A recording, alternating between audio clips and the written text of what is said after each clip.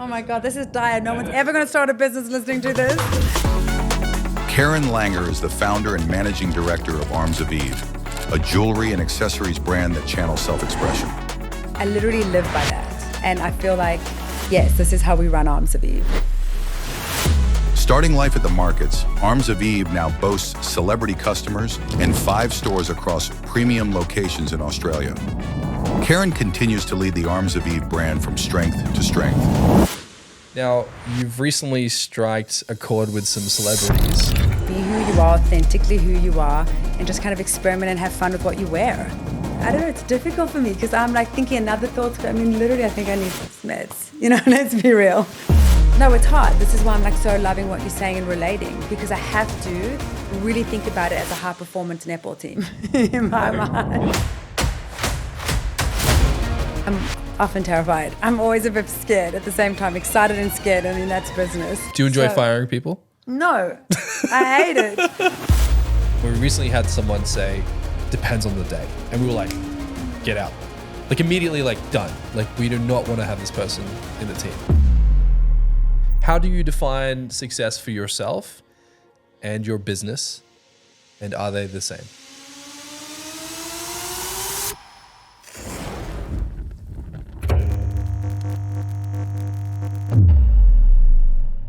I would like to welcome Kerryn Langer to the Agency Podcast. Thanks for having me. Welcome. That was a great welcome. You're welcome. It was fun to hear it. Thank you. And I was saying earlier, I love your outfit. Very bright, very thank vibrant. you. Yes. And you have a fantastic personality. You got a ton of energy. And as soon as you came into the office, it felt like a tornado was blowing through this place. Not the first person to say that. I think my brother-in-law literally calls me the Hurricane Kerry. So there you go. There you go. It's on brand. Well. So you describe each piece of your jewelry as essentially a love letter to the modern woman. Anytime you get a gift, especially jewelry that's like a keepsake from anyone, there's storytelling and love and connection. But I think it's also just about a gift for yourself and an expression of self and uniqueness. So I look at it more like that. It's a beautiful way of looking at it, and it's more poetic. And you know, I think when you look at the world of jewelry, you know, many people can say that it's all kind of been done. But would you say that there's a bit of a revolution in the jewelry space as we're going through? Everything's been done. Yeah. I think it's the way you stack and style, the way you put it together, the way you express yourself and how you choose your pieces and how you put them together. Like, that's the way of expression. That's the uniqueness. That's the individuality. I think jewelry has become more popular over the last few years. Maybe COVID put us back on that map because we were all like little screens and all you could see was like your face and your ears and your necklace. I mean, so I think it's a really great way to express who you are and like separate and, you know, individuate a bit. I certainly noticed that, like, you know, in particular the Gen Z market, you know, and TikTok and things of that nature, like people are accessorizing a lot. Yeah. I remember when I was growing up in like the, you know, mid 2000s, like we weren't as teenagers accessorizing, whereas now it seems to be more of a cultural thing. It is. Maybe we're dressing more simple and basic and we're just kind of, just trying to stand out or, you know, again, just like express yourself in a different way and experiment and figure it out. There's bags and sunnies. Yeah, there's all different ways to kind of change your look and have a little fun with it. And so for you, why jewelry? Like, how did you end up in the markets? How did you end up pulling all this together? I mean, jewelry was always my passion. My background's fashion, but really I've always been wearing, I mean, Aaron, my husband, who's now a partner in the business as well, will always laughed at it. He literally couldn't even see my forearms. I'm always adorned. I think, so it was very natural for me to go into jewelry, clothing, and then the practical commercial side, that it was one size and that I wasn't doing sizing anymore. So I was in traditional wholesale in LA. Well, I've been designing many years, moved to LA, started another company there, which was knitwear, merino wool. And the sizing, the wholesale, that whole traditional fashion business just wasn't really, it was too many rules, too many processes, money back and forth, the time lead times for production, lead times for finance is just exhausting. So when we moved back to Australia, I cut up all the material that I had in LA, the merino wool, into scarves and ponchos, which was the beginning of accessories. It was the way of kind of using the material in a smart way to kind of use the maximum amount of meterage, because it's all squares and triangles. And then I would accessorize the ponchos and scarves with pom-poms and tassels. And it also would therefore appeal to like a larger market. And it was, you know, it didn't have to be small, medium, large. Everyone could wear it. It was another way of expressing and warmth and travel and all the things that I loved. Brought it back to Australia, sold it out at the first Etsy market. And that was the first market I ever did. And that was really reassuring. Well, that's a unique thing, because I think whenever I go to a market, you just see so much product and not much of it's moving. So to be able to sustain a business and sell it out of the market, it was you have to be doing amazing, something exceptional. especially because the US was quite challenging to sell this material. It was a merino wool, it was a washable baby wool, and I used to have to call it the Australian cashmere. I used to have to kind of like, you know, reframed, retweaked, kind of make it more palatable and accessible for that market. Whereas here, they like just got it. Australia was just like, yeah, we know merino wool. It's washable, it's amazing, it's soft, and like you're doing, like that's such a great way to use the material in a warmth, you know, its properties, it wicks moisture, it warms, there's so many, you know. So it was just like a really, that really started the whole, it was like, yes, that's it, it's accessories and it fits all women, and I was listening to my customer, what they were looking for and wanting, and that's really where Arms of Eve started, because, I mean, it's always started within me in the love of jewelry, but it also started with like easy to sell, one size, and coming from the States, although I was at the markets with my customers, we were always going to do an online business. I was always going direct to consumer to kind of miss that whole wholesale, tricky timeline part. So, it was. So you wanted to create and get it straight to the customer. Direct to the consumer, absolutely. At what point did you start to think about branding? I mean, branding is an interesting. I think your customers create your brand, and it was so authentically me that became, I wasn't really thinking about brand. I was just being and doing what I loved doing. I was with my customers every weekend at the markets. I was seeing what they liked, what they wanted more of. I was enjoying stacking and styling them. I was getting ideas. I was experimenting. So they really were the ones who were creating my brand for me. And then obviously that got big. Then the Iconic found us at the markets, as our first marketplace, and that put us on a map on a wider scale, and it fed back into my online business. So then I was learning more about, they wanted bags and hats, and then I was like, cool, I kept feeding jewelry onto that too.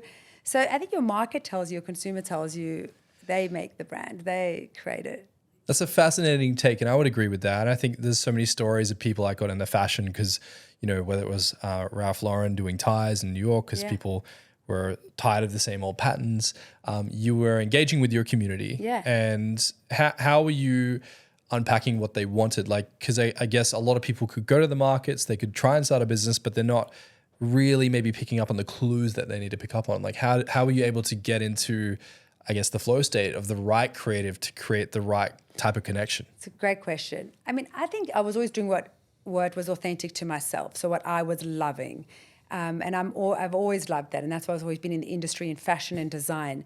And I think they were loving what I was doing, and then I was just watching, oh, that needed to be longer, that needed to be shorter. I was just tweaking it as I was going. Oh, you know what, they're looking for more pieces that didn't have like tassels or dangle. That was irritating to some customers, and some wanted pieces that I was kind of adjusting and tweaking as I was going with them, of like, and hearing their feedback. And you've got to know there's some point where you like listen and some point where you like you don't. You know what I mean? Feel like maybe the brand's not for you. And that's cool. And it's not for you. And also I was experimenting a lot. I had so many different products that there was always like something for everyone, which still remains the same today. There's like, we have such a huge market. We span like, it's multi-generational really, you know, because there is something for everyone. Even if it's not in the jewelry space, it's in the other accessory space. Did you pull from somewhere? Like, were there certain designers that you looked up to? Were there places that you were drawing, you know, inspiration or ideas from? I think travel has always been where I draw continuously inspiration. So not really designers. I think it's just by nature, travel, cultures. You know, India, Bali in the early days, Thailand, wherever I am, I find it so inspiring, and its colors and textures, and that's really where my inspiration comes from. Then from other designers. Although maybe subconsciously you see things, you love it, you tweak it. I'm sure that's part of it too. Were you looking at things visually? Like Always. whenever I travel overseas, I immediately noticed that there's patterns with how people tend to wear outfits, Yes. and their body gestures and the way they Yes. speak is so different. And I find that fascinating. When you go overseas to somewhere like Bali or India, do you tend to go to a certain place to try to get this type of inspiration? I don't try to go. I think it's just where you are. You're seeing it all the time. It's like, I'm very visual. So I notice and I'm inspired by all the details all the time, whether it's architecturally or it's materials or prints or colors or food. Love food. There's so much design in food, so it's everywhere really. And then when you're, I guess, maneuvering out of the markets, you get found by the Iconic, which is an incredible opportunity for them to go, hey, we want to host your product. Amazing. What was it that they saw in what you were doing that they thought was so good that they wanted to put it on their massive platform? I think they were filling a gap, to be honest, like a category. That's for real, Okay. just to be very honest. Maybe they saw the whole package and like there was always such energy around the market store and what I was doing. So that's always attractive when you see a lot of people having fun, hanging out, really kind of genuinely shopping together. So I think they're probably attracted to that energy. And then they were like, oh, we have a gap in hats and we love your visors that were from Bali, or we love your hats, or they were looking at categories that they needed more of. And so because of Marketplace, you can load your own product onto the platform. I would give them what they needed and create more of that. So it was like a hat category or a bag category. And I would just like cheekily kind of add all my accessories on at the same time and just kind of Without permission, you're like, I'll just put my other stuff on there. Yeah, just kind of see, like, absolutely. And then I would like apologize later if it came up. But I was just like, I'm going to test this. Yeah. So very cheeky of you, but very cheeky, but amazing of them to allow me to have this like platform to, experiment and to be who we are today, really. So I'm very grateful. At what point do you feel like the rubber really hit the road and the brand started to accelerate? Because now you have 5 stores, you ship globally. Was there a certain turning point where things started to get really serious? I'm going to say COVID, which was interesting. It was a good, my husband at the time, my husband's still my husband, but he was in experiential marketing, and that was an opportunity, that was the first kind of market to there was no kind of events or anything in that space. So he came full-time into the business, which he's always wanted to do. We've always worked very well together, and he's more marketing, advertising, is organizational, more grounding and systems. So I think when Aaron came into the business, that's when things got a little, and we were just ready at the right time because we'd always had a direct to consumer. We'd always had a Shopify site. That's something we always wanted to do coming from the States and being, we were like Amazon next day, delivery, like eggs, diapers, whatever you needed, So we came from that, like, when online was everything to us. We moved back to Australia, we're like, it's all in the online. We need direct to consumer. So the business was built online. I would go to the markets to find my consumer and understand what they needed and wanted. And then Iconic kind of got me more used to the logistics of pick and pack. But COVID was when everyone went online and we were just ready. So it was just the right time and place. And then having Aaron in the business, someone who was just more systems and logical and more that brain, could just put everything in, like build the tech stack to kind of get us to where we are today. That would be a massive advantage. Yes. Having someone that's kind of your yin to your yang, business-wise. Yes. Yeah. And many would say everything. Yeah. Many would find it a nightmare to work with their partner. What is it? Too. Yeah, it is. Sometimes? Absolutely. We're both strong, alpha individuals who are passionate. But I guess the beauty is the common goal. We're on the same vision. We both love working. We both love creating and systems and people. So the vision is I think that kind of united us and is the success of the brand. But it's challenging. Do you guys have unspoken rules? We blur them all the time, We have great therapists. Yeah. We really know how to get back on track. We work at it always, but I think we also have a lot of fun with it. I think that's what it's all about. And we stay. I think at the beginning it was just tricky, because you got to find but also our lanes are kind of obvious. Yeah. We know where we're best at, and we let each other be, and we trust each other. That's important. Yeah, we were talking about trust. We really trust each other. to do our thing. We had recently Raquel and Adam Boris separately on the pod.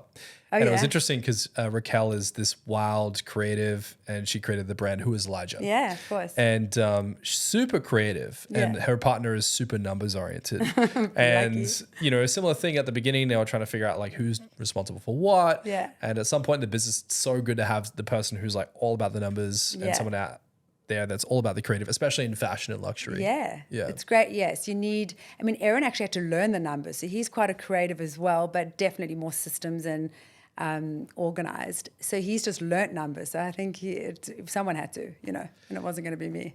Now, with the creativity and how you curated the brand, you said that at the markets, you were able to really experience a dialogue with the customer. Yes. And then you were able to take that information and then curate the product offering that you were creating. Yes. Do you think having actually been face-to-face at a market, interacting back and forth with the clients gave you an advantage over those that just pounced onto dropshipping? 100%. Absolutely. Why and is it's that? also the reason why I'm back into retail, is kind of like a brick and mortar like market. I don't have to worry about winds and knots and weather anymore. I now have like, you know. You're like, is the tent going to blow away? Yeah, no, dude, no, like seriously. Like 25 knots, I'm like, I'm not going. That's going to be a disaster. The tent's flying, my jewelry's flying, the winds.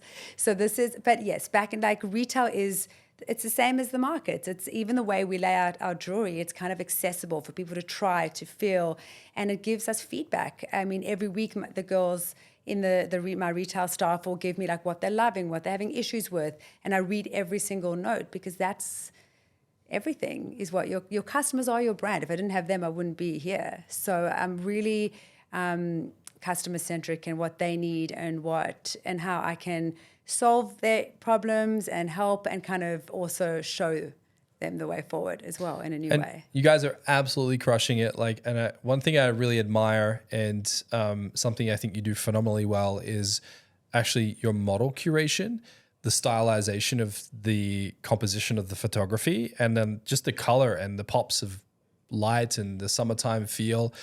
Obviously, you've really dialed in on a feeling. What is that you're trying to co-create or co-author with your audience? It's interesting to think about it like that, because it's also so natural. It's like what I love and who I am. It's summer, it's beach, it's lifestyle, like that whole lifestyle of following the sun and just having fun. And there's always like 2 models or 3. It's friendship, it's connection, it's positive, it's, you know, just having fun with what you're wearing, how you know, how you're styling and stacking. It's beautiful, and it's very curated. And I find this stuff fascinating. Like, for example, I don't know if you've seen that documentary with Ralph Lauren. Yeah. And he had this, this approach to model curation where he was doing stuff that was edgy. Like, he was one of the first people to use a black male model up on billboards in New York City. And he was, one of the first people to really bring in the no makeup androgynous look for the women. Yeah. Do you have conversations internally about like, how do we make sure we're curating the right visual aesthetic to create a mood or a tempo out there in the market? I mean, I definitely I think in curating the models, it's like not even what you look like, although they're all magnificent and beautiful. It's really their energy. It's really their personality. And if I've ever not done a casting, you can tell, like, I'm not happy on the day. It's like an easygoing, now my team is like, Kerry, you have to cast every single, I'm like, oh no, I know, because it's really just, even the culture of the business, it's easygoing, it's collaborative, we're all in, we're hustling, we're moving fast. I mean, Felix knows we're always moving I think it's positivity. We're all in, we're wearing many hats, we're working together. So it comes from the models, it comes from who they are as personalities. And I want their personality to shine out in the shoot. Yeah. I'm not trying to make them anything else. Yeah. I just want them to be them and have fun. And that is the brand. Like, be who you are, authentically who you are, and just kind of experiment and have fun with what you wear. So when you're thinking about a shoot, planning a shoot, interviewing the models, what's your thought process? What are you trying to create as the energy, as the feeling? Like, how do you make sure a shoot goes well? Because I get clients come to us all the time and they're like, we went to this other agency and the shoot's awful and the models were weird. And how do you make sure that that works? Because it's so many things happening. You've got makeup, you've got hair, you've got lighting, you've got composition, outfits, angles, sets. It's so much to think about. I know. I basically do it all. No, you gotta have a great team as for everything. You know, it's all about the team and people you trust and the photographer who understands you and gets you, knows your angles. You know, they know I'm going to want to go close in on skin and then out for energy and for vibe and lifestyle. So it's the right team of photographers. Again, you got to meet the models to have that as the right aspect because they are everything. They're the energy of the day. I need to come with the right energy to make sure that the shoot's smooth and moving well. My team who help me are amazing. So they know we're moving quick, we're changing quick, we're styling, we try plan. I think planning is very important. We have lots of food to make a shoot great. It's always around ocean and sun and beach and pool, or it's texture and interesting backgrounds, but it can't be too busy because jewelry is so beauty that you got to go so close, or accessories are quite hard to shoot. Yeah, jewelry is an interesting one because it's close up on the skin. It's so we want to create energy, but you also want to show your stack or, you know, what you're wearing.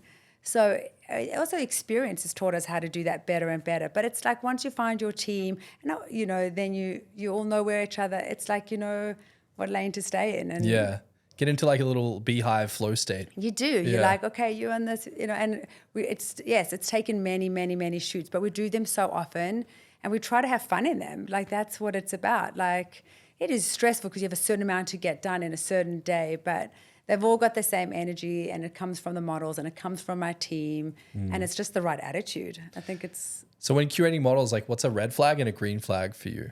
I mean, it's smile, it's personality, it's... You know, are they easy to talk to? It's really just beyond any... I mean, first you got to look at something like physical things of like, do they have the right piercings, you know, for like an earring stack. So there are some like requirements that you have to have. But really it's just a personality. And like if I'm going to get on and engage and they're just willing to move well and to also just shine in their own way, like express themselves, like go for it. Do you find when you're going back over the photography, like how do you tell if it's a good shot or not? Like how exactly does the energy come through the distillation into like a flat, you know, still image? Like how does it, I mean, I can feel it without even looking at the image if this is a good shoot. Really? Yes, because you can sense from the models or from the energy of the photographer, the makeup, like of if everyone's having a good time. So if you're having a good time, that's going to come through in what you look like and what you feel like. You can be more relaxed, more natural. Yeah, your guard's down. Like I'm pretty intense and I run that shoot, you know, like hardcore, but no one should be feeling that. They should just be like being them, and I give them that free, like everyone the free reign to do that. But you know, I don't know if I'm answering that question. No, you answered this perfectly, and I think that this is what my team and I here at our agency RIVYL kind of joke is like brandonese. It's hard to explain branding. It's hard to explain a feeling. It's a feeling. It's a weird thing because like we'll do workshops with clients and we'll say to them, "How do you want your clients to feel?" And they're like, I want them to feel comfortable, confident, summer, fun, like holiday vibes. Yeah. You know, summer. There's definitely a holiday vibe in your brand. There's that's holiday. For sure. That's what is holiday. That's like relax. That's enjoyment. That's community, friends, connection, water, ocean. I was definitely getting like an international feel. Definitely. Yeah, like a well-traveled woman. Yes. Kind of energy. Yo, my name's DAIN Walker and I am disgustingly obsessed with branding. I had to figure out a way to do branding every single day, so I branded myself.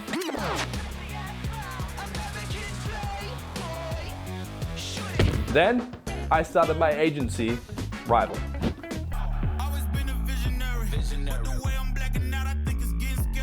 And hired a team of branding mavericks hell-bent on creating brands so good that they'll make your competition shit their pants. So here's the thing, you want your brand to go viral and RIVYL makes brands go viral. That's why we're offering you a free 30-minute branding session to get an expert's opinion. If you don't believe me, the proof is in the pudding. Here's what clients have to say about RIVYL. RIVYL is trusted by brands like Nutrition Warehouse, Light My Bricks, and Vumi. So if you want to absolutely smoke the competition and make your brand go viral, hit the link below and book in your free 30-minute branding session. Yeah, so I guess if you look at a creative pursuit of I'm trying to build a brand, and for those that are like, I'm trying to create my thing.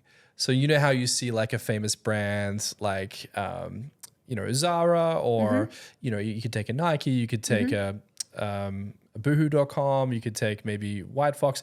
Brands, in particularly fashion and luxury, seemingly have a kind of like their own concept, their own sense of taste. Like if you look at Tiffany & Co. Yes, we have a taste. Okay, There's a taste. got you. So when it comes to taste for you, how do you define what that is, and how do you know you're on it or you're off brand? I mean, also my team keep me on track as well, because I can go a little rogue and, and they can go rogue. You I'm wake up in very the mood, you're like, I feel pissed off today, Yeah, so we're I'm going to going go to in this make a direction. real... No, I think it's because it is such a self-expression of who I am, honestly. Like, I think it's got to feel like me. I've got to like it. I've got to love it. Even though I'm trying to appease a lot of people and I have a large market, so I want my 18-year-old, my 25-year-old, my 40-year-old, but at each piece I'm designing or curating, I've got to love it and I've got to connect to it in some way, even if I don't wear it. And the feeling of it has to be, that I've firstly got to love it, that it's interesting, or it's styled back with something that's unique and interesting, that I can see somebody wearing it. I have someone in mind. And again, in that whole energy, it's like fun and it's classic with a little bit of a twist. That affordable luxury. It looks high end. It looks quality. It's not everywhere. It's unique. It's a little bit different. Yeah, it seems to me like not too highbrow, no, not too affordable. It's kind of in this sweet spot in between. Yeah, it's a little bit more playful, but it's still got really great quality and beautiful metals and it's got like longevity, like it's, Yeah, you're creating these beautiful pieces that are ornate, they're a little bit playful, they're not super serious, they're not super elegant. Like you've certainly created your own little world. Yeah. It's like you're creating your own little set, producing your own little movie. Yeah. Now you're going into retail, which is, I guess if we think back to when we were in lockdowns, everyone was saying retail is dead. I know. Right? At what point did you decide to go back into retail, and what was your opinion and reason for, launching your own set of stores? And how do you go through that process? Well, I think right after COVID, we had an opportunity. Well, I wanted to my husband was like, we are not going into retail. Aaron was like, we are online. He was so hell-bent on being online. And I really missed the customer and missed that feedback. And I think it's really important for customers to be able to feel and touch and see size and, really kind of understand the product. So I missed retail and being with the customer. So we had this opportunity in Bondi where there was this little store on Warroa Avenue where a friend was a beautician, and she was like, do you want to share the rent? I'll take the back, you take the front. And I'm like, and it was a great rent and just a great opportunity to experiment again and see what retail was like. And that was really successful and did really well. And that was the beginning of retail. And then we started again with Mosman, like a totally different community, and saw where that went. And then Westfield actually came to us. Really? Yeah. I thought they went to everyone. And I was a little distrusting, talk about trust. You're like, what do you guys want from me? I'm like, do you go to everyone? Like, what do you want? But it was an amazing opportunity. And once I saw the space they were thinking, I was like, yes. I couldn't stop thinking of it. So it was natural as well, how it's been evolving and growing. And because it's doing so well, it's just like the obvious growth at the moment. The thing I would say here, though, is like so many people try to get into jewelry, or they try to get into beauty, or they try to get into fashion. You had so much attention when you were doing the markets. And then when you opened this first store, to get approached by Westfields and then also previously approached by The Iconic, what was it that was creating a buzz for these big brands to approach you? Like, surely you had a knack, you had a talent, you had a taste, a reason to pull them in. Yeah, I guess. I mean, I think so. I'm sure. Yes. So I think it was the curation of product that I'm producing and curating, and the way I'm mixing it and styling it, and the energy and that feeling, I think, is coming through in my campaigns, in my photo shoots. It's exciting. It's fun. It's playful. It also looks beautiful and high-end. It looks more expensive than it is, but it is also quality. I think people can feel that and sense it. I think people can feel authenticity as well. And maybe that's what's just attractive to a customer. But the product, I think they were noticing that the mix of product that I was doing was working. Yeah, you created your own style, your own stacks, your own energy. And even more so, we're moving into new categories, and that's what's fun about retail, that I can experiment with new categories. We have resort wear, and I had to do really well, and our sunnies are beautiful, polarized, so it gave me, because I can't stop. I mean, I'm just constantly creating all the time. So it gave me opportunities to keep moving and keep going and just seeing what my customers were liking. And also in photo shoots, it was a great opportunity to put everything together of how I see the vision and the lifestyle of like summer and travel and beauty and With the retail setting, what were some of the challenges getting into retail?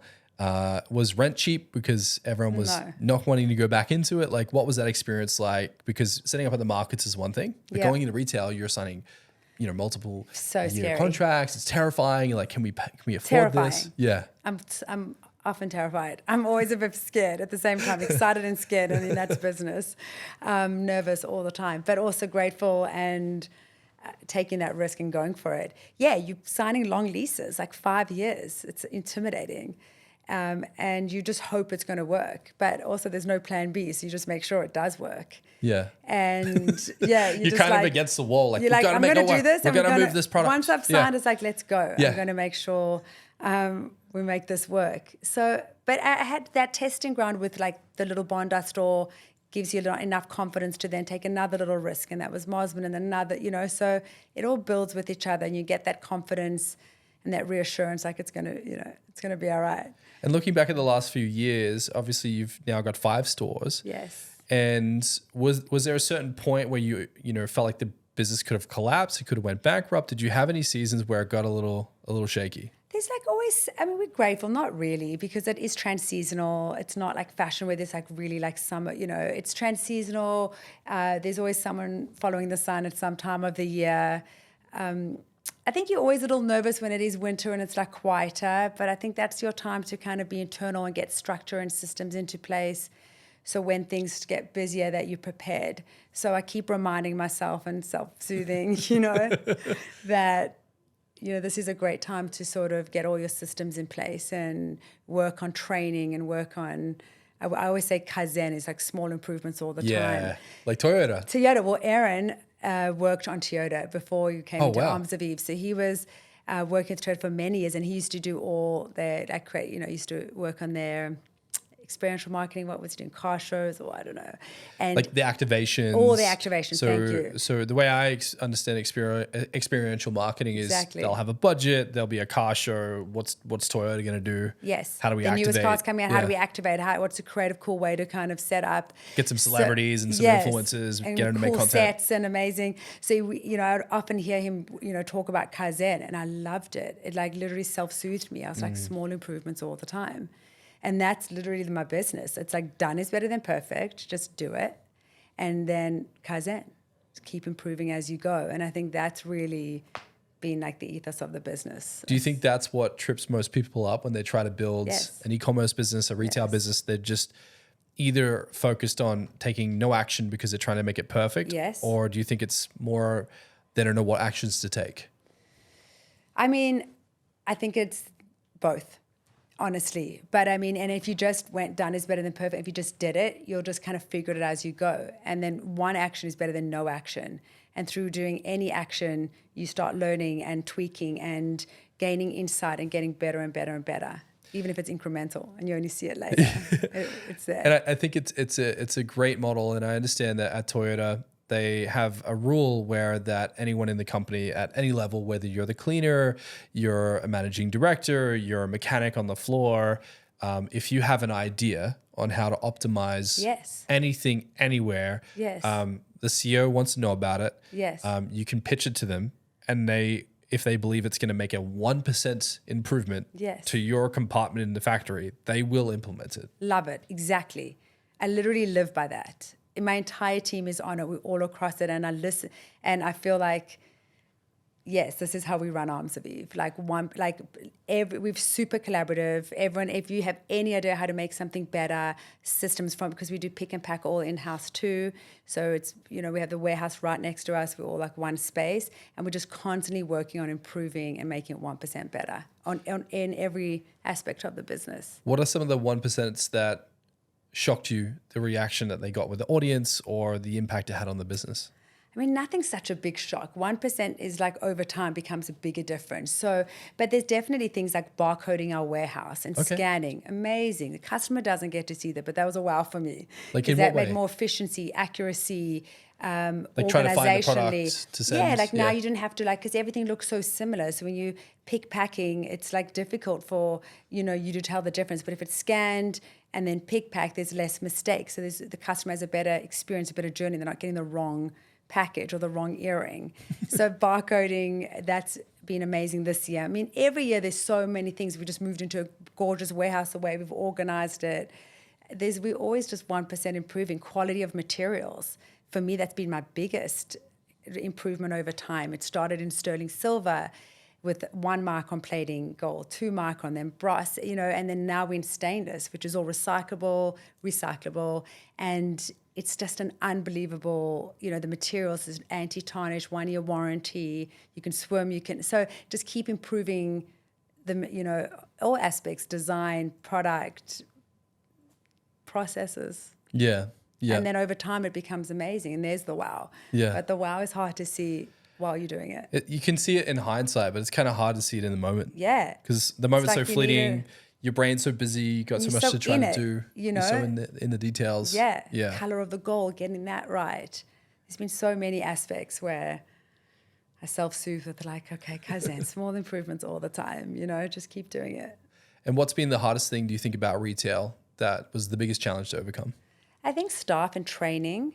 You want the customer to experience the brand in the best way, like they're representing brand. So that's always tricky. You've got new staff all the time and training them about product and styling and stacking and merching. Products quite challenging with jewelry. That's challenging. But nothing that can't be trained and taught with just time and patience and the right team. And they're doing an amazing job. But yeah, I think staff and hiring, managing people, logistics, running out of boxes, it's not just in your warehouse now. You've got to kind of plan ahead. Totally makes sense. There was I was having a great conversation with my friend Josh recently, and he was saying that McKinsey, which is a big firm, that it does a lot of investing. They look for 3 things when they invest in a company. Yeah. One is leadership. How good quality is the leadership? Can they cast a vision? Can they rally the team? Can they excite and exude energy? 2 is management. Can we make sure that 100%. what we want 100. plays out through the entire chain? Lastly is forecasting. And can we see around corners? Can we predict next month, next season? Now, when you're looking at your business from a very, I guess, logistical, structural perspective like that, what do you look for? Like, how do you make sure your team are doing the right thing on the floor? How do you manage that? How do you get the culture in such a way so that they can carry the brand the way you did at the markets? I mean, I think from great leadership, I think they're looking at, like Aaron and I, we are so in it. We are very involved in the business. So by role modeling, it's like kids. If they see you doing, they do, and we're always communicating collaboration and open communication. How can we get things better, and how we can support, and how we can all work together, and what do you need, and how can we better support you in your job, in your role. I think that's how you get your team and your business to a level that represents the brand and ourselves, is just working together and training and helping and supporting in every single way. And how do you make sure that, because I hear this often, that in retail, people are really struggling to find the right staff, or when they were in their stores, they were selling more products. Now that other people are kind of employed, they're not really carrying that. Do you have things that you do with your culture, with your team, with your training to really install the right kind of energy into your staff? We are, and this is a big part of what we're really doing this year. So it's a great time to talk about it, because we're really working on like manuals and training and supporting retail and staff. that they feel like really comfortable and well equipped about like where the product is from, what it's made of, where the stones are from, so they can educate how to stack and style the pieces so they can have fun with the customers, be really genuine, authentic in how they're selling, not to oversell, just to be real with, and support the customer. So we are developing like training, like more training sessions and manuals for our staff, just so everyone feels like their best version of themselves, so they're comfortable to be themselves. And retail's a lot. So I actually spent 5 years in retail, and I was working in a Westfield, and I was custom printing T-shirts on the spot. So not only was I selling off the shelf, but I also had to like custom design, create, press, like heat press and print press shirts in a retail environment. Retail can be a lot. Customers can be complaining, they can be returning, they can be a line out the door. The other staff members now on a break. Like it's so much to manage. It's so much to manage. So you need, not every good worker is a good manager. So you need to know the difference, of a good worker and a good manager. So I've learned that, like someone who works beautifully doesn't manage that well, or might not be a great manager. So finding the people who can work well and manage well is an important one to differentiate.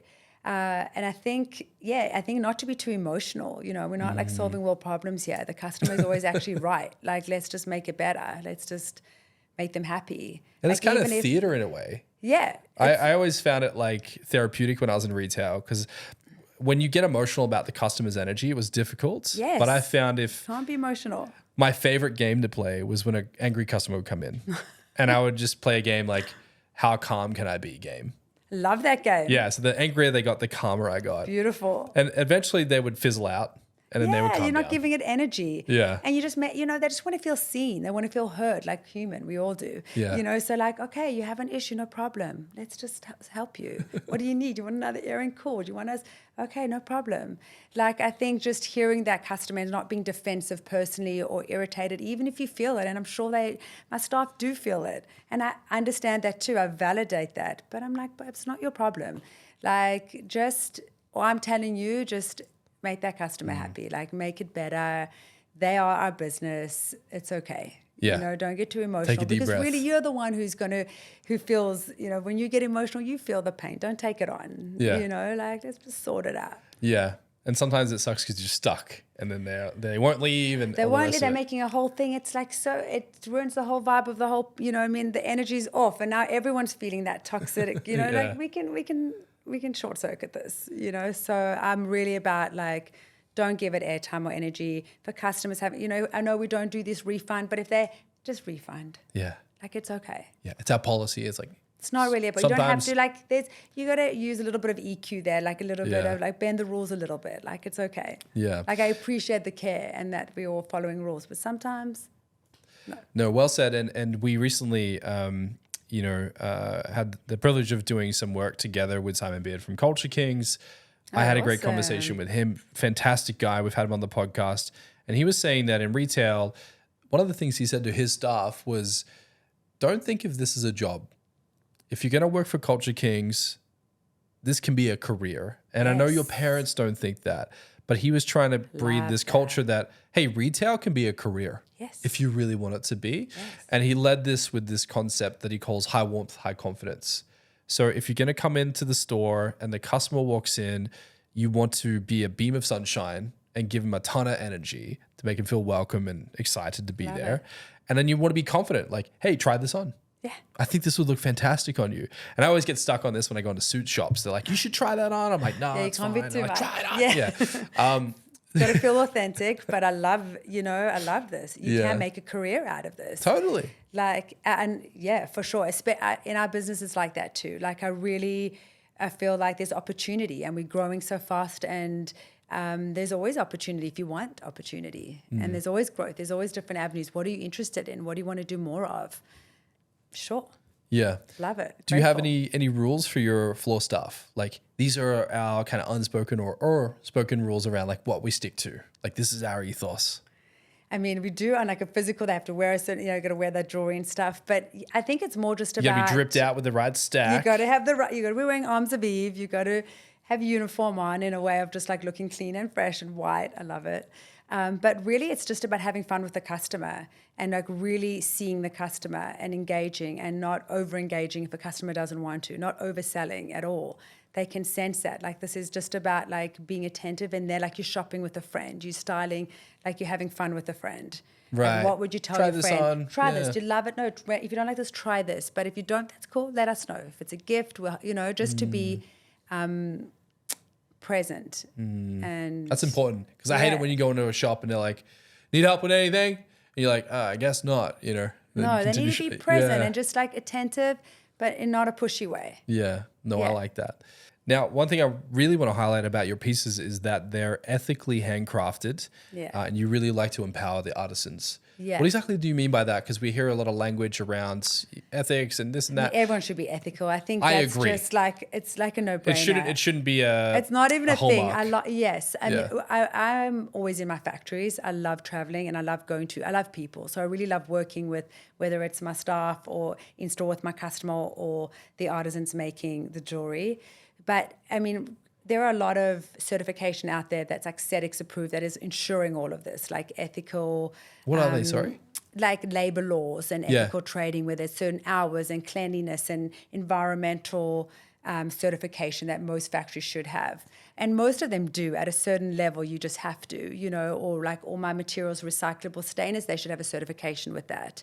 That, you know what I mean, like backs it up. And because I'm physically in there, I'm really seeing it and, I'm present in it. So I'm like, okay, cool. This is a great environment. I love my team. I love who I'm working with. This is good. So you're flying in, you're Flying walking in. around these factories, Yes. looking at the product, Yes.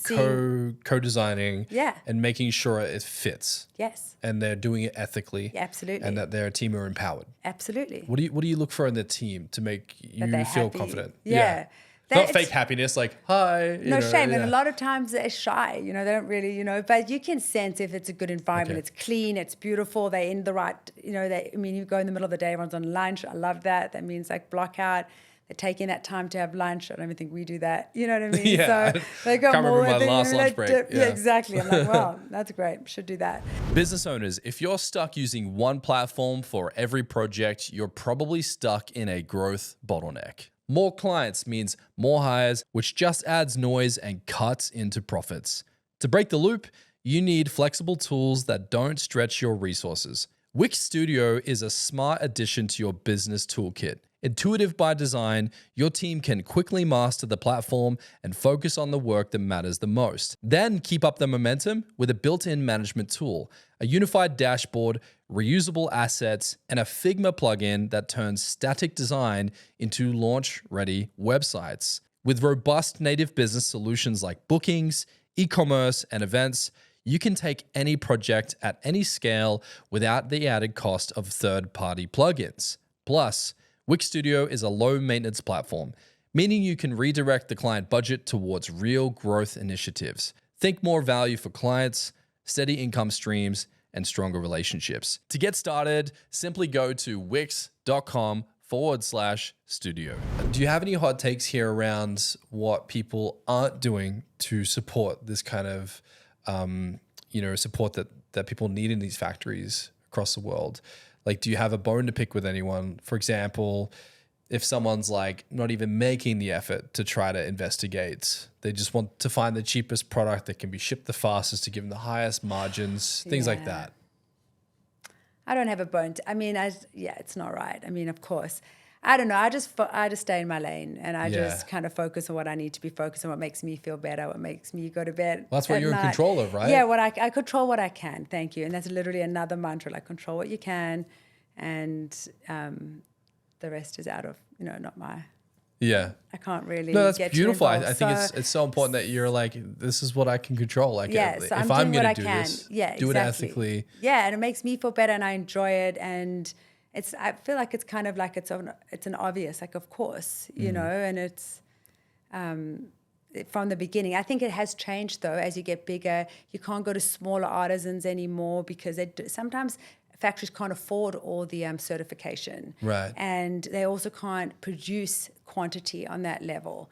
So I have had to make certain decisions and go to different factories that are a little bit bigger and have all the certification because I'm growing and I'm at that stage. So that's kind of tricky.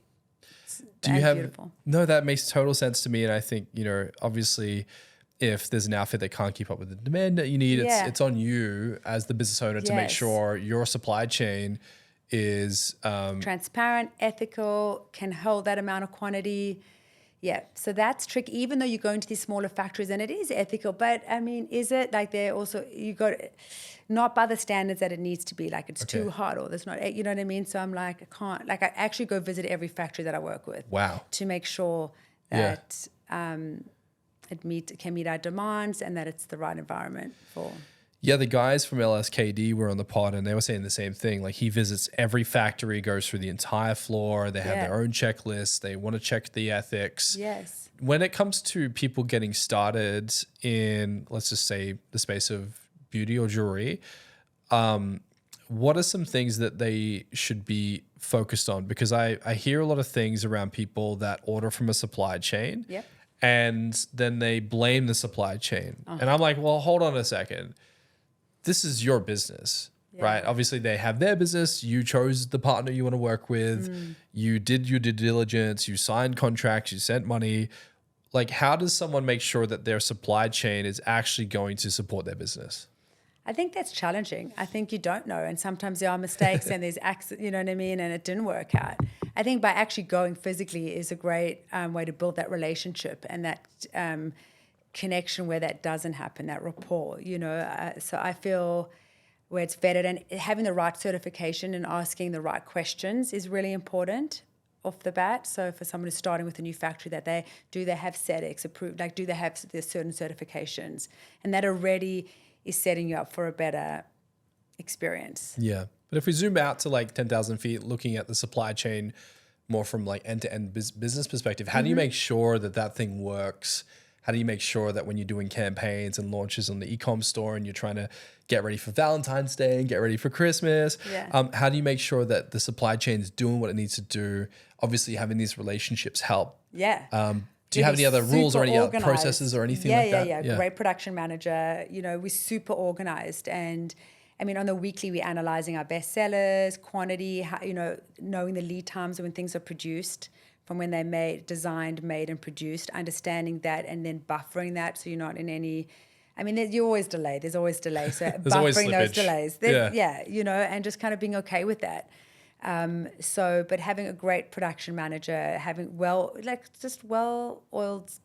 systems, that are just helping you succeed, and that's like producing the right amount, knowing when to put those orders in, knowing when the holiday times are for your factories, knowing your big peak times, looking historically on what's worked before and what you need again. Right, so you look at all the data. Oh my gosh, yeah. Yeah. We're totally forecasting all the time on production from previous years to the next years, increasing it by a percentage. Yeah. Yeah, it's like stock trading. Now even more, exactly. And now with more stores, we have to even do that even more. Like, okay, now we've got to add on 2 more stores. Okay, let's model it over like West, Bondi Junction. Okay, and then you got to like think about the inventory and the staff, and and then you got to let your factories know. And so I'll be going to Hong Kong soon to meet multiple factories, and then kind of having those conversations now. I mean, you already start gearing up for like November, December now. Yeah. In a way. Yeah, I was joking with a friend of mine. She'd called me for some advice for her e-commerce business. And I kind of came up with a bit of a parable, and I was like, starting a business, it's almost like you're in the cow pastures. There's green grass. There's other people out there just kind of hanging out. It's pretty chill. The farmers feed everyone. It's great. And then you just felt cold to the jungle, right? On the edge of the pastures there's this jungle. And I was like, you've decided to go into the jungle and become a rhino. You're like, I'm not a cow, I'm a rhino. But she keeps calling me and saying like, well, just around the corner, things are going to get easier. And I said to her, in business, it's only going to get harder, thicker, and deeper. And she's like, what do you mean by that? Dude, I'm like, so the further you go in the jungle, the harder it gets, the thicker the jungle gets, the deeper you feel like you're blacked out by the sky. It's never going to get any easier, right? No. And she's like, well, why have I signed up for this? I'm like, welcome to entrepreneurship. Yeah, right. And I joked, I said, guess what happens when you get out of the jungle? She's like, what? I'm like, there's a swamp. And then there's a desert. And then there's a mountain. This is dire. No one's ever going to start a business listening to this. But this sounds terrible. But what I'm trying to get at is the bigger your company gets, like obviously you're doing e-commerce, you're doing the retail store, you're so zen and you're so chill, and obviously you're a raw creative and you love this, but there would be times where it gets a little tough, right? Yeah. Yeah. It's always challenging. I mean, but I think it's been really, it's always challenging. I mean, inventory, product, break. I mean, there's always things you're working on, but that's, again, your tempers, like your small improvements all the time. Like, okay, cool. It's good. Here's our problem. How do we get better? Here's a problem. How does it get better? What do we need to get better? What do we need to get this easier, smoother, more efficiently done, more, and using the team to help me get better and to collaborate on the ideas. So I feel like, yeah, there's issues, but that's also part of like the growth and the success is all the mistakes. They're the ones that are teaching us what we need. And it just, I think it's like enjoying that. I love it. And creating that space and finding it fun. Yeah. And just going, hey, we're in the jungle. Let's like enjoy the jungle. Let's dance through the jungle. Let's dance, exactly. I mean, not every day, of course. This is not like, you know what I mean? But like, yeah, like, and also look what we're doing. This is fun. Yeah. This is not like stressful. I mean, it is, but like also have perspective. Like we're healthy, we're great. Do you have beliefs around energy? What you put out is what you get. Like, what do you kind of live by? When it comes to energy? I do think the energy you put out comes back, like, or it is all energetic, all your connections, everyone, they can feel that energy. They can feel the authenticity. They can, you know what I mean? I think it is all energy, and what was I saying? Where your energy goes, where your attention goes, your energy flows. Yeah. So be Tony careful Robbins. what you put in your intention on. Because that's where the energy will go. Is it good? Is it positive? Is it going to help us? Is it going to move it forward? And I always say, like, don't sweat the small stuff. Like, let's just keep it moving and keep improving and kaizen and just keep doing it. Yeah, and you seem to focus on the positives, the next step, the activity, Only the action. positives, yes. Yeah. Yes. Yeah. The negatives are going to happen regardless. So cool. What did that teach us? How do we move on for that? Move, pivot quick. Yeah. Like, learn quick, move fast, like. It's important. I had, doing. It's so funny. I had my GM and some of my team in my room the other day, and I had a client call me, and it was a tough call. And, they had to leave the room because they're like, man, I can't handle being in the room with this phone call. And I get off the call and everyone's like, how did you not lose your shit on that call? And I was like, this is fun. And my team are like, what are you talking about? You're just getting your ear chewed off. I'm like, but like having the client get off the call and going, okay, cool, let's get back into the project. I was like, yes, and they're like, how do you make that fun? I was like, business, if you make the conscious decision when you're building your company that this is fun, it can become fun. It is. So you don't take it too seriously. You can't take it too seriously. Like, you didn't take it so personally. No. Whatever that client was saying, you weren't like, you weren't taking that on like this is you. You were like, okay. Yeah. The thing I found was like, if you apply labels to things, they're true. So if you go, that was hard, it's hard. If you go, that was a fun learning experience, it's a fun learning experience. And I heard this thing from Tony Robbins where he said that two people can be in the same car accident, have the exact same experience. One gets out and goes, thank God I'm alive, and kisses the ground. The other person goes, how tragic. I can't believe that happened to me. That's 100%. The whole way through life, that's like, we all have different experiences. We all internalize it differently. Also according to your upbringing and like what your story is. Yeah, I feel like that always. And I'm always going to reframe it and make it positive because it makes me feel better. Where do you think that comes from for you? I mean, I think survival. I think you just like it. I think you learn that like, well, the alternatives work like this. Like to reframe actually feels better. Like it feels more like there's just a shift in that. Oh, cool. I want to believe that. I want to go with that. The other one just feels like I don't like the feeling in my body. It doesn't feel good. Right. Like, so I want to go like with to look at the best case situation. Yeah. Yeah. I love that.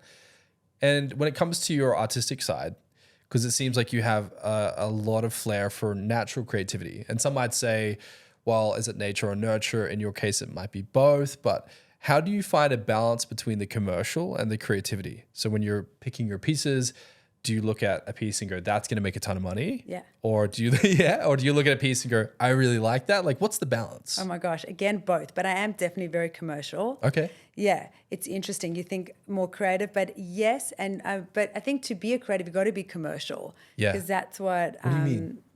I think that goes hand in hand. Like you want it to sell, you want your customers to like it. So you need to be creative and make people want it and like it. So that's truly creative in where people are wanting it and liking it.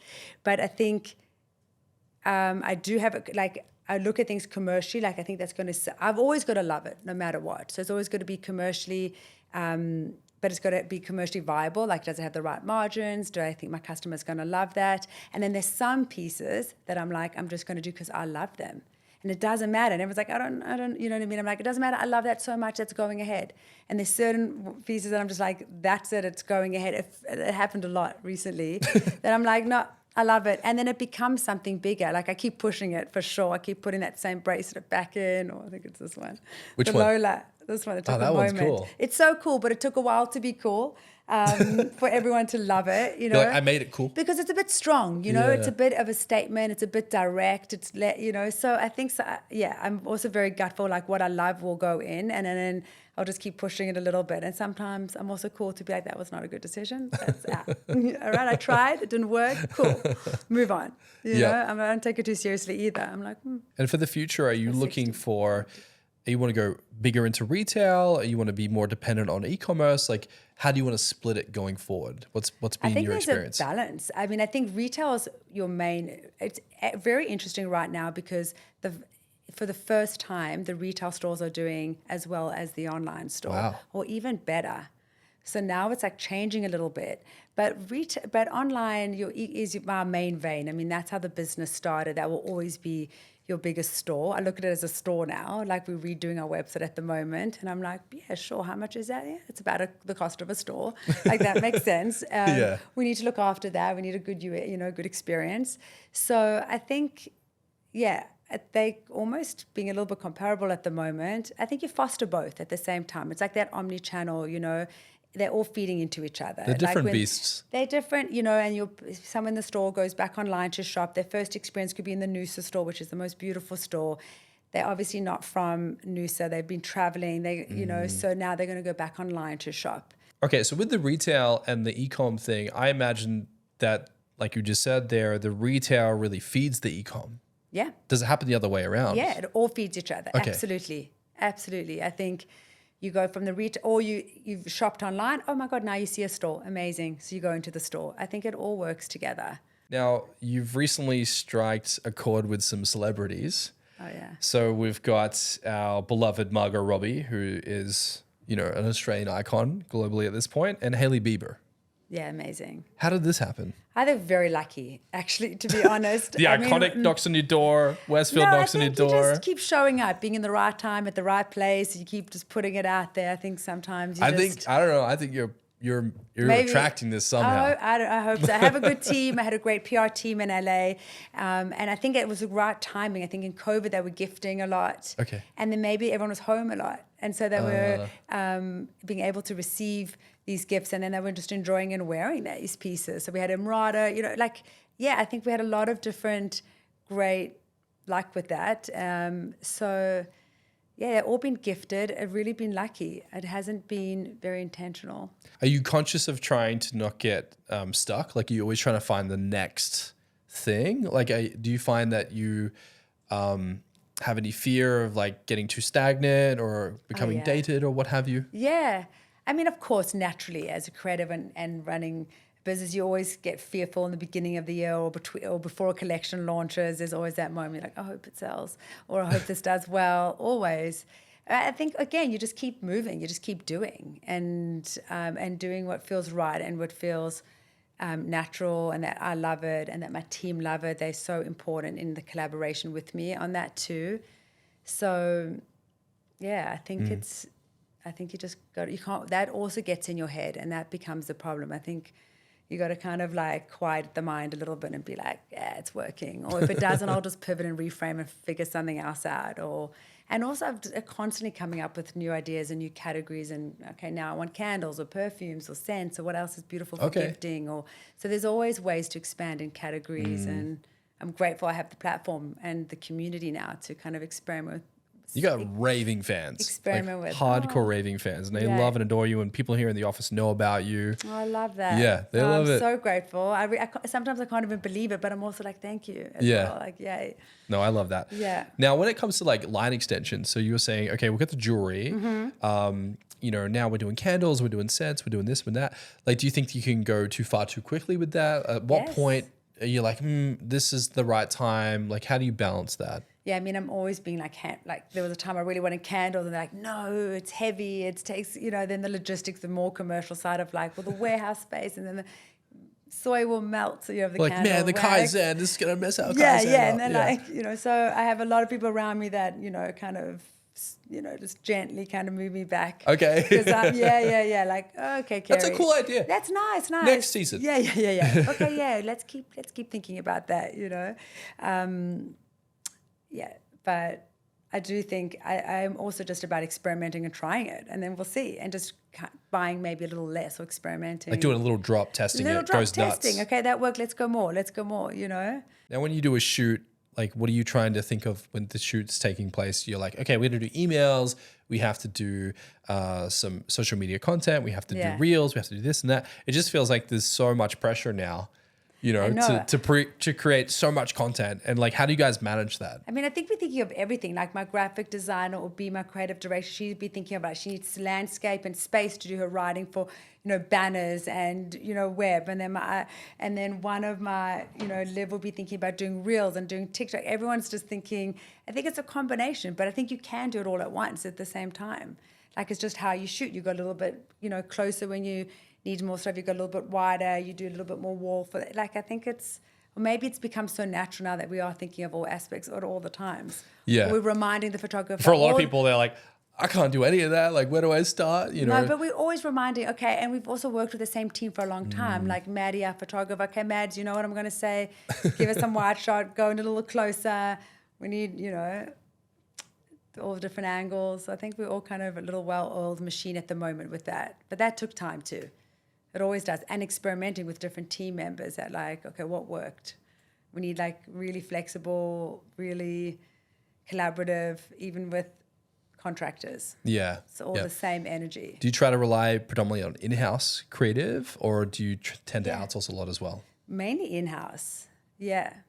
Has that given you an in-house. advantage? Like, what's your thoughts on that? I think so. I think it's also like, it's the fabric of the brand. Like, it's so also true to who we are. But I'm open to like experimenting with like outside creative too. But I think it's easy when it comes from within. I like that. Like what we live and breathe. I don't know. Yeah, I think so. I think if someone kind of comes in and out, they might be able to bring ideas in, but like people that like live and breathe it. Yeah, but I do really like a fresh perspective. I love a fresh perspective. Like, tell me what you think. Well, a lot of big brands, they'll pay a ton of sometimes not even pay. They'll get agencies like us to come and do a bid. Then they'll go, that's a great idea. And then they'll just give it to their in-house team. Oh, no. I know. It's kind of the game that we've been playing since the 40s, but yeah. That's really hard.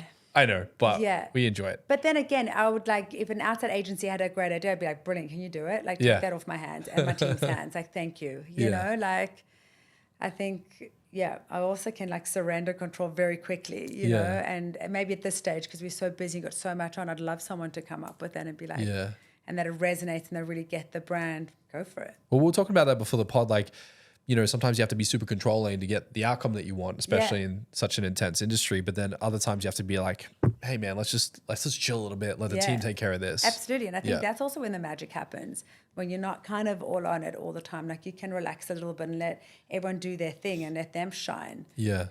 I think that's been great for me, but hard, in the beginning, like really Us challenging. control freaks, we need It's like, we need our kicks. But then amazing, like, oh man, great. Especially with like, even like TikTok and those kind of very lo-fi, natural, like, I really stayed away because I was going to ruin it, really, because it was so challenging for me. What exactly do you mean by that? Well, that kind of content, which is so authentic, natural, everyday, like unpolished, whatever, lo-fi, whatever you call it. I wanted it to be like beautiful, polished. And I was like, you do it. I shouldn't be a part of it because I'm just not, I think it needs to be what it needs to be. And if I'm around it, I'm going to try control it. So you do it. Yeah. Surrender. Go for it, guys. So you're a And heavy they're doing curator. An amazing job. And you like to organize a beautiful shoot. But then if you have a content or an influencer that doesn't really play that game, you're like, just do it. You do you. You do you. Yeah. Exactly. And then like it always works. And I'm grateful like I could like step out a little bit Right. and let someone, you know, because if I was stepping in, it'd be like ruining it really. Well, I like I'd to be think about it suffocating like deep domain expertise. Like I'm really good at curating a shoot in your case, and that's what I love to do, and that's how I like to do it. Yeah. This world, I don't even understand it. Yeah. But I can appreciate that it works. I don't know Exactly. how it works, but like, But it works. can I get you to do it for me? 100%. Yeah. And that's how I feel. And with so many little new things, I'm like, yeah, I don't really get it. I don't Yeah. know. I don't need to. You Well, guys are doing a I great find that job. people are, when they're earlier in their journey, they tend to try to be good at everything. Yeah. And, you know, I've been telling a lot of people recently, clients that are like in their first 6 months, 12 months of business, I'm like, you don't have to be great at everything. No. You just have to be really good at like your thing Yeah. and bring people in when you need them.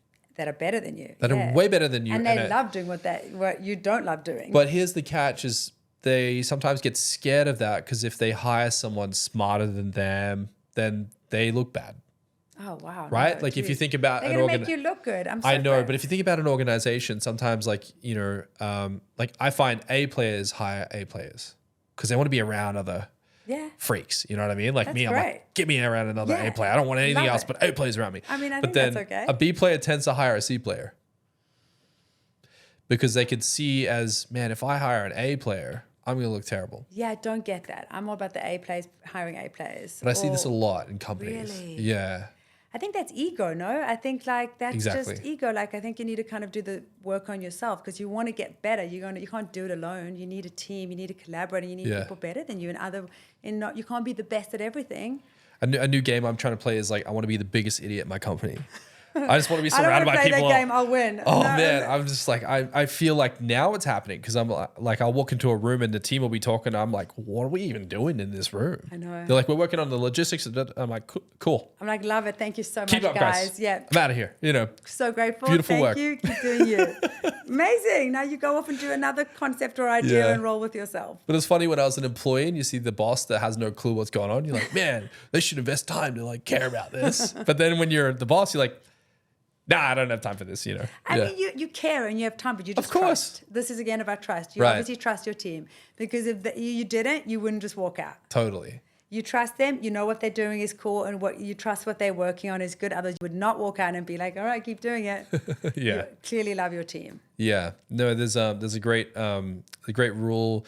Cam, the producer of the pod, and I were talking about this recently when we were doing some hiring, and a really great question we started asking people, you know, after they would interview someone to join Yeah. the team, is we would ask the person doing the interview, post interview, could you see yourself working for that person?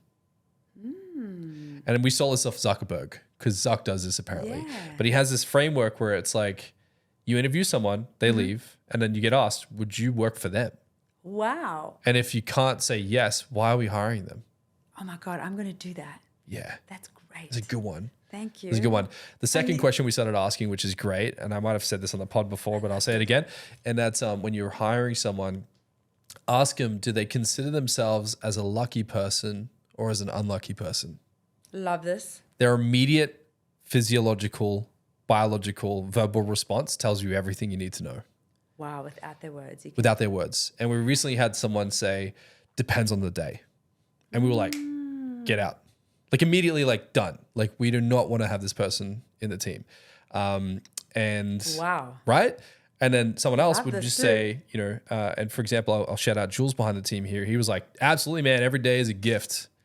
He's like, I love my family. I'm Tired. blessed. And I was like, get him on the team. Yeah, love you. So that when you're trying to bring people into your team, what do you look for? What's important to you? I mean, I guess it is optimism. It's like someone who just is got a great disposition, who's a can-do, who's a collaborator, who can take responsibility for their actions. You're not always going to get it right. You can make mistakes. You can own them. You can get better at them. Who can do the small improvements, Kaizen, who can just get it done and then improve as we go. And in order to improve, you need to know when it's not good and what needs to be done. But I think it's about collaboration and just having that can-do. You know, even like when we were hiring in the beginning, or still now, we say like we're hiring like Swiss Army knives, like someone who could do multiple, you know, you can do a bit of everything. Yeah, we want to hire Swiss Armies. They'll surprise you. Yeah, I didn't know you had a screwdriver in you. Like, what are you doing? No. You need to wear multiple hats. I would love the Swiss Army. Like, are you a Swiss Army? Can you do this? Because the business is small. You need to be able to, and are you okay to work across other things? And that's also a certain personality. Not everyone. Like, you know, you need someone, in the early days. We're still early. We still kind of work in that, like. How big is your team now? I mean, there's 15, I think, or maybe 18 in-house. Okay. And then, but I mean, retail's large. There's like 80 of us. Wow. So, like 80 total? 80 total. That's a lot maybe of people. 90 total. Yeah. Is it weird for you to like meet someone that you haven't interviewed and you're like, are you new here? Like, that's always a weird awkward. one. Yeah, I hate that because I love meeting. I hate that. Yeah. Like recently we had people join the team. I'm like, hi. Yeah, I know. I'm like, oh man, I feel like retail, I'm going to get that. Yeah. You know what I mean? Especially now that we, you know, in Noosa and stuff. But you'll be I the really celebrity. did. You'll be like, oh, the boss is coming. No, I know, but I want to be more relate. I want to be with them. But that'll never happen. You'll always be the scary boss. Okay, really? Yeah, no matter what. That's also good. I don't mind that boundary. To be honest, that's cool. I saw a thing where recently Netflix sent out a report to their whole team, and I can't remember what the terminology was, but they put out a report to their entire company, and they said, if your team was on the firing block, who would you fight to keep? And everyone else let them go immediately. Wow. And they had a purge. Well.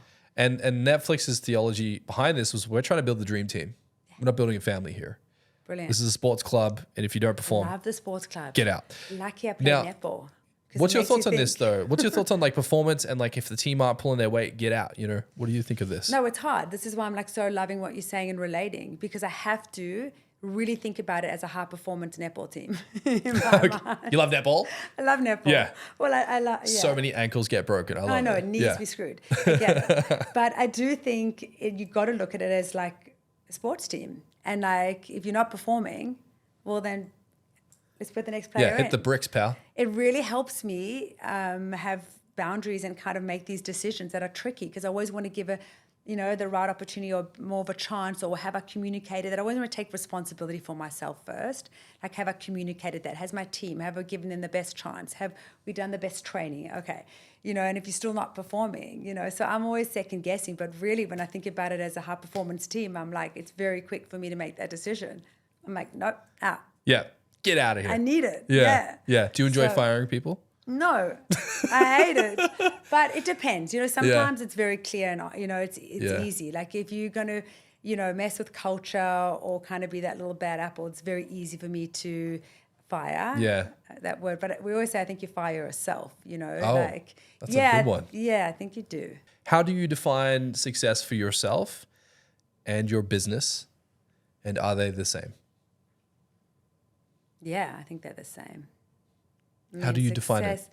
I don't know. Success is having good health, having the right people around you, having my family, just like keep living what I'm, doing what I'm passionate about, and making money, being successful, giving people opportunity to be their best selves, giving my customers opportunity to express themselves, feeling like they feel the value of the product and love it. That makes me feel good.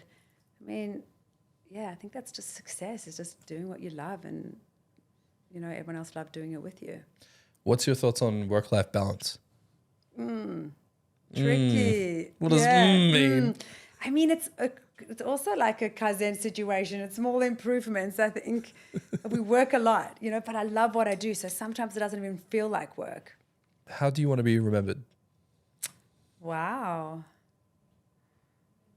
I mean, just with love and kindness and giving back to community, to family, to friends. I mean, yeah. Just by being like a good person. Like, it doesn't have to be greater than that. It's just being with family and friends and just being there for each other. Accountable, present, showing up. That's beautiful. I mean, just came, I don't know. Like, I really haven't thought about that, but I think that's what it is. I don't know. I've never thought about how I wanted to be remembered, but I guess. Think about it like professionally. Let's just say we get down the road 10, 20 years, you know, and they talk about this still would this want the hurricane of a woman that came into the jewelry space. What do you think they Maybe would say I would about love you? to like eventually like help people. I don't know. I want to be remembered. I think I'm happy. Like it doesn't have to be in the business sense. I think it's more in the psychology sense of like just actually helping people get things done and break through the internal barriers they have with their mind, you know, and just kind of be supportive, maybe like mentor or kind of help in that way. I mean, I think that's through my experience and my learning, and I think it's all psychology. I mean, this business has taught me more about myself than any relationship. You know, it's kind of, so I think in that understanding, helping others understand themselves and making sure they kind of just doing and not holding themselves back in any way. Yeah. Maybe. Giving back to others. Giving back for sure. Service, I think that's always where the greatest meaning is. Yeah. What do you mean by that? Being there for people, being of service, like in so many ways, whether it's in like a community, in a charitable way, in a small family way, within your team members, just being there for each other. So showing up, again, it's like, so you can do that within community to give back in like a charitable way. We work with like Thread Together, or, you know, we do other like charity work. And I think that's always a lot of, you know, I used to work in an old age home once a week, helping them go through wardrobes, what worked, what didn't work, putting outfits together. You always feel your best self when you're out of your own head and self and being there for somebody else. Why do you think that's so important for people? Once they start to get success, they always find themselves cycling back to giving to others. Yeah, because I think they realize like it doesn't matter how much success you get or how much money you make or whatever it is, like you can still be unhappy really, and your true happiness comes from being with people and helping others and being within community. What's a quote or a mantra that you've carried with you on your journey that you wished everyone listening to this would immediately implement? I mean, if they haven't heard it a million times in this podcast, but done is better than perfect. Just do it. And small improvements, kaizen. Small improvements all the time. What would you say to people that are like, yeah, but I don't know where to start? Yeah, no one does. You just got to start. Like you just, whatever it is, just start putting it out there. Just start doing it. Start making the mistakes. Just do it. It will evolve. It will grow or change. It will fail. Get back up. I had this analogy come to my mind like a year ago, and it was like, if you imagine a piece of string and you're trying to build a necklace. Yeah. And the string is your purpose. And what's the first bead? Just focus on that. One thing at a time. One thing at a time. I do say that a lot, like one thing at a time. If for my my chaotic self, it's like, okay, one thing at a time. You know, you don't sound like the type of person that does one thing at a time. No, I know. I'm like, You've got like 80 necklaces going at the same time. 100%. I need like multiple, but like Rome wasn't built in a day. Like old school, like one thing at a time, you know. It's true though, because I think what happens is you want to build momentum. Oh, that bead wasn't so hard to put on a necklace. Like, you know, you create a little domain and then you register your business and then you start looking at potential products online and you just step by step. Absolutely. Start to put it together. I think 100%. It's so overwhelming if you look at it, you know, like what you really want to be. Like just start, like just do one, put that one bead on. I think that's a great analogy actually. You can steal it. That's yours. Yeah, no, I love it. Thank you. There's so much I want to steal. You can have it. You can have all of it. I'm going to rewatch it and be like, especially with the hiring and who, yeah. you know. Now we're friends at this point. What's up? We're friends at this point. All right, last question. Okay. What's a door you need to kick in right now in your business to go to the next level? We're just kicking many doors in different regions. Perth, Gold Coast, you know. You find it tricky to do all these different states and like, no? Okay. I mean, it will be. I don't know. Let's get back to that. Like I'm thinking about it now. There's some opportunities in different states. So this is going to be a test. Okay. On how I know we have Gold Coast coming up in June. That's going to be super exciting. But then there's this potential in Perth. So then, and then there's one in Melbourne. So this will be a very challenging, lots of doors to kick, small amount of time. One, you know, do have a team, but I think this is going to be a logistical challenge. But again, with a great team and builders and great communication, I think we're going to be okay. I just love how chill you are. Like you're building this empire. You got 80 employees. You got all these stores. and you're just chill. I think I got a great team. I don't know, I'm living my dream. I meet so many people that are in e-commerce and retail, and they're like stressing out. You know, you just. I mean, there's real stuff to stress about. I'm grateful. I feel like I've got an amazing team. Things are going well. I feel super lucky. Yeah. And I just want to keep doing what I'm doing. So I'm really feel blessed. Well, you're frigging crushing it. We loved going through your portfolio, your photography. Shout out to Felix. He's done a phenomenal job. He's amazing. Yeah. Where's yeah. he? He's amazing. And for those, thank you. Those watching, Felix is on our content team, but he does your photography. Yes. He does an amazing job. He's got a knack for it. He's a freak. But yeah, how can people find you, get in touch with you, check more out about what you're doing? Thanks, DAIN. Instagram is always great. We have a website, but Instagram, I'm really responsive. I'm actually on it most of the time. Okay. So you got your own channel and... Yeah. I don't. I go through the business. I go through the Arms of Eve. So if I DM the business, we can chat. Yeah, I'll probably be on there. Yeah, I'm still very much involved. Yeah. Yeah. Well, you strike me as someone that has a ton of energy, super positive. It sounds like you're building a phenomenal team. You're really putting a mark on the Australian map for retail and e-commerce and bringing jewelry to light. And we've heard a lot about you through awesome. industry, and people are talking about your name and what you're doing. So thank you so much for giving us some of your time. Thank you for being here. And thanks for having me. It was a pleasure. And I'm super inspired by everything you say. So Thank I'm you.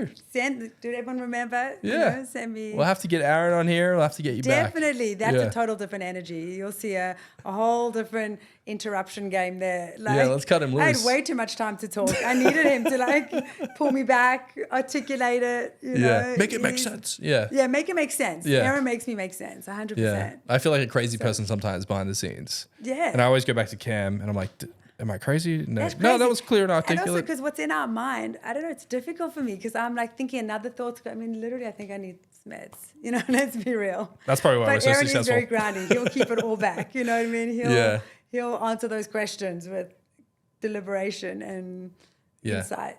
But Well, we're excited to have him on, and what you guys are doing is fantastic. Thank you. And thank you for being here. Thanks for having me again.